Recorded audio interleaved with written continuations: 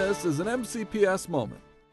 Hundreds of new classrooms would be built over the next 6 years under Superintendent Joshua Starr's new school construction plan for MCPS, released Monday, October 28. The new classrooms are expected to ease but not solve school crowding issues resulting from dramatic enrollment growth in the district.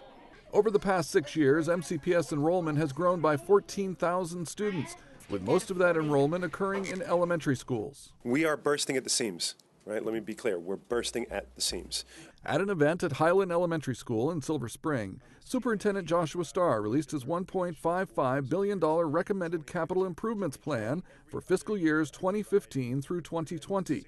Dr. Starr outlined how his plan will add classroom space, address aging building infrastructure, such as heating and air conditioning systems, and help improve technology in the classroom. Our needs are increasing in so many different ways, and the funds that we have available to meet those needs are not increasing in a commensurate way. So my main priority in this CIP is building classroom capacity for a growing enrollment and trying to catch up with our infrastructure needs. Superintendent Starr said his recommendation is a $184 million increase over the current CIP, but that the $1.55 billion goal is far below the estimated actual need of $2.2 billion.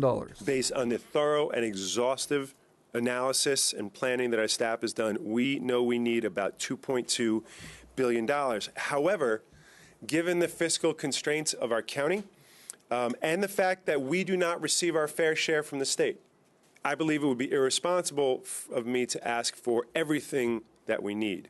President of the Board of Education, Christopher Barclay, echoed the superintendent's comments concerning the enrollment growth. When we're growing 2,500 students a year, it is truly not allowing us to do what we need for our students, which is to make sure that they have a decent seat to do their learning in. So when we have young people that are having to be in auditoriums, they're having to learn in closets, we're having to repurpose spaces for them to be able to have some place to have class, that's not acceptable. Here at Highland Elementary School, the current enrollment is more than 530 students and is expected to grow significantly over the next couple of years. Having the right amount of space affords us a certain amount of flexibility in terms of being able to modify students' instructional programs. So it really is a key element in terms of what we do here at Highland. One of the reasons why our students so enjoy coming to school, because they come to a place that's safe, that's secure, and that they have space to move around in and be productive, and quite frankly, that they might not have at home.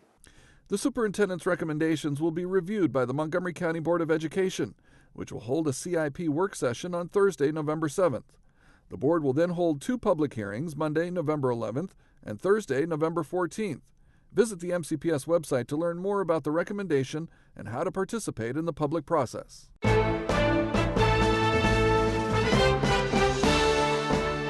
This has been an MCPS moment.